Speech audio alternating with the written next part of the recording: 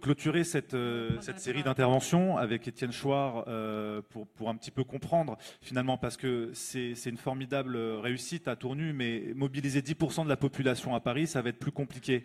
Voilà, 200 000 personnes, on le souhaite, mais c'est pas pour demain. Alors comment faire, Étienne Chouard? Vous, votre credo, c'est la Constitution. Qu'est-ce que ça vous inspire, tous ces échanges? Et qu'est-ce que vous pressentez en termes de reconquête citoyenne?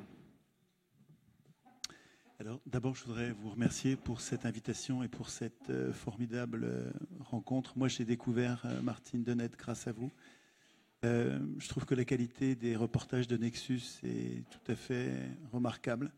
Je l'avais expérimenté quand ils sont venus voir des ateliers constituants. Et je trouve que le compte-rendu qui en a été fait était à la fois très, très riche, très complet, très émouvant. Et je vous remercie vraiment pour ça. Il y a deux axes que je pourrais suivre pour cette intervention que je vais faire courte pour qu'il y ait un peu de la place pour les questions.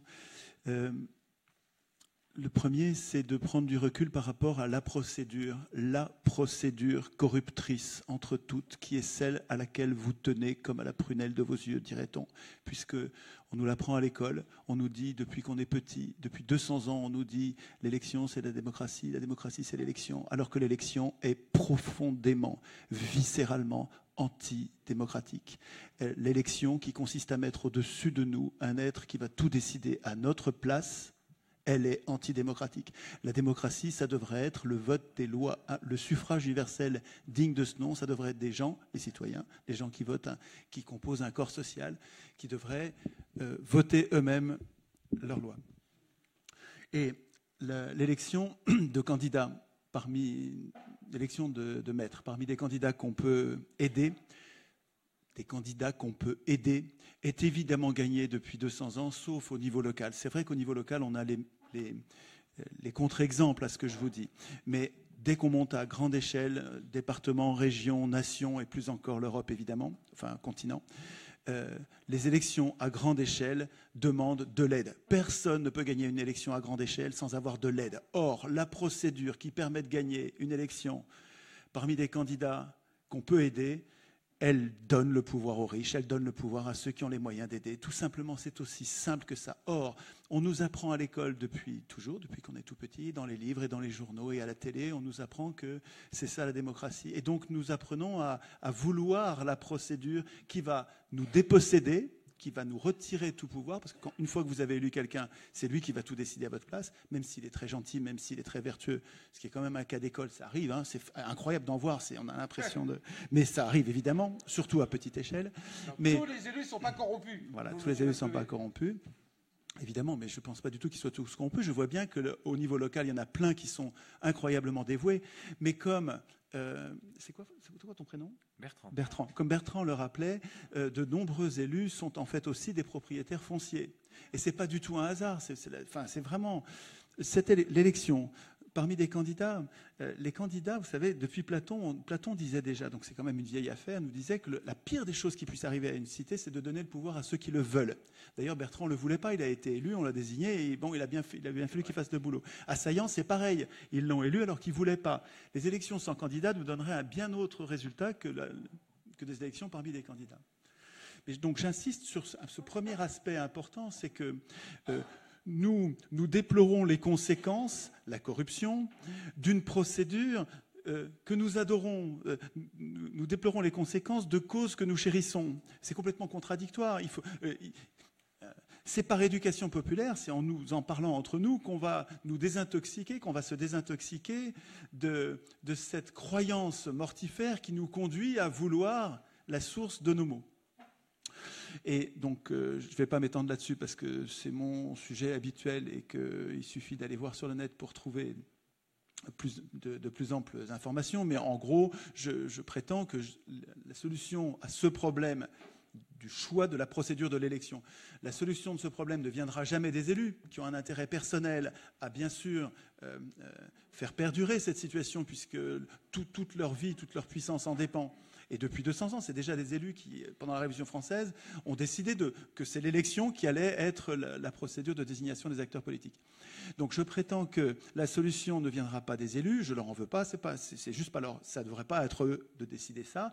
La solution ne viendra que de nous, mais du même coup, il faut qu'on apprenne à constituer, il faut qu'on apprenne à écrire nous-mêmes les règles du pouvoir. C'est pas aux hommes au pouvoir d'écrire les règles du pouvoir, eh bien donc c'est à nous d'écrire les règles du pouvoir. Oui, je sais que vous n'avez pas envie, oui, je sais que vous connaissez pas la Constitution, vous savez pas comment, mais je vous dis, vous n'aurez pas de solution.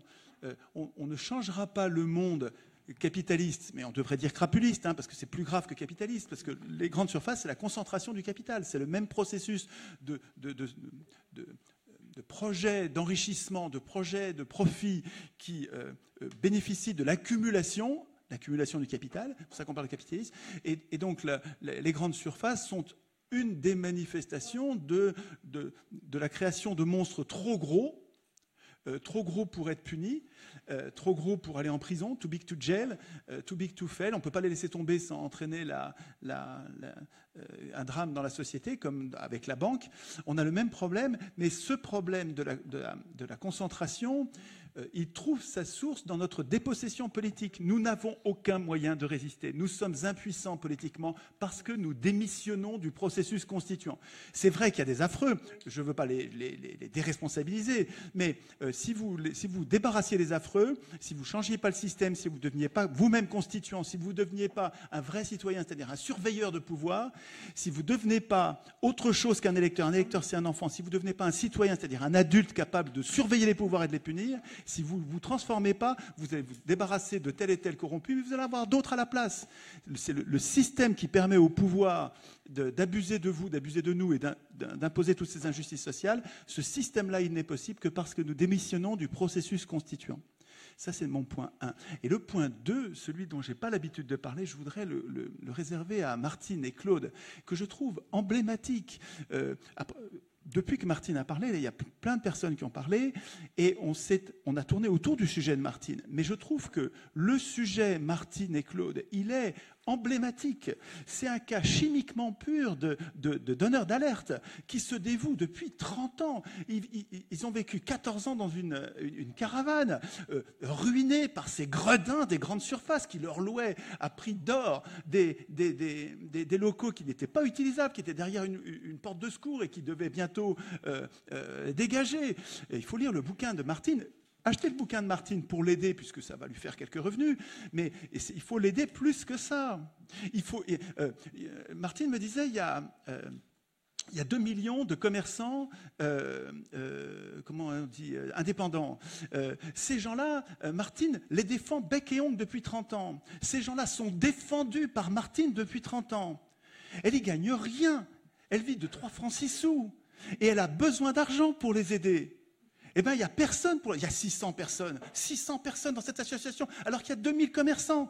Je trouve ça emblématique de notre égoïsme, de notre frilosité, de notre aveuglement à aider nos lanceurs d'alerte, tous les lanceurs d'alerte. Stéphanie Gibault, enfin là je ne vais pas faire la liste, mais il y en a une tripotée, il y en a au moins 20 en ce moment qui se bagarrent pour que nous sachions ce que font les affreux contre nous. Et on n'est pas foutu de leur donner 1, 2, 3 euros. Si tous les commerçants donnaient 1 euro à Martine et Claude pour leur bagarre, tous les commerçants, ils sont 2 millions. Mais d'un seul coup, ils deviennent des Superman avec des moyens décuplés pour se battre. C'est incroyable qu'on n'arrive pas à les aider. Je trouve que c'est le deuxième axe de ce que je voudrais vous dire. Oui, c'est vrai, il faut qu'on s'occupe de la politique, il faut qu'on se bagarre pour construire la démocratie qu'on veut. Oui, mais en attendant, il y a des lanceurs d'alerte qu'il faut protéger. Les pouvoirs, le dernier bouquin de Stéphanie sur les trackers d'alerte, les trackers de lanceurs d'alerte. La traque des lanceurs d'alerte. La traque des lanceurs d'alerte. Aux éditions Max Milo. Voilà. D'abord, il faut lire ces bouquins. Il faut comprendre comment les pouvoirs vont se débarrasser de nous. Et comment de nous? Ils vont se débarrasser d'abord des meneurs. Les meneurs, c'est les lanceurs d'alerte. Et les lanceurs d'alerte, ils n'ont comme défense que nous. Donc, je ne vous demande pas de devenir des lanceurs d'alerte, mais je vous demande, y compris ceux qui regardent sur Facebook et les réseaux sociaux, les lanceurs d'alerte ont besoin de nous tous. Si vous restez chez vous pour ne pas faire de politique, au moins aidez financièrement, donnez-leur des ronds, un virement permanent, tous les mois, donnez-leur 1 euro. 1 euro, bon sang, 1 euro par mois, tous les mois, un virement permanent, pas juste un coup. Ils ont besoin, tous les mois, ils ont besoin d'argent. Et ce n'est pas pour eux, c'est pour vous. Oui, il y a quelque chose qui me désespère, c'est l'inertie des humains qui sont à la fois bons, parce que la plupart des gens que je rencontre sont des gens bons. La plupart, le propre de l'homme juste, disait Alain, le propre de l'homme juste est de ne point vouloir gouverner les autres et de seulement vouloir se gouverner lui-même. Cela décide tout. Autant dire que les pires gouverneront. Les pires gouvernent parce que les meilleurs ne veulent pas gouverner. Ok, j'ai compris, vous ne voulez pas gouverner, mais au moins aidez vos lanceurs d'alerte, quoi. Mais financièrement, et tous les mois. C'est quand même pas compliqué de sortir 10 ou 15 euros par mois, vous donnez 1 euro par mois à chaque lanceur d'alerte. Ça va tout changer, ça. Hein. Surtout que si vous en occupez, vous faites savoir leur lutte, vous retransmettez leur message, ils vont être beaucoup plus difficiles à déboulonner, beaucoup plus difficiles à martyriser par les pouvoirs. Je vous remercie de ce que vous arriverez à faire un jour pour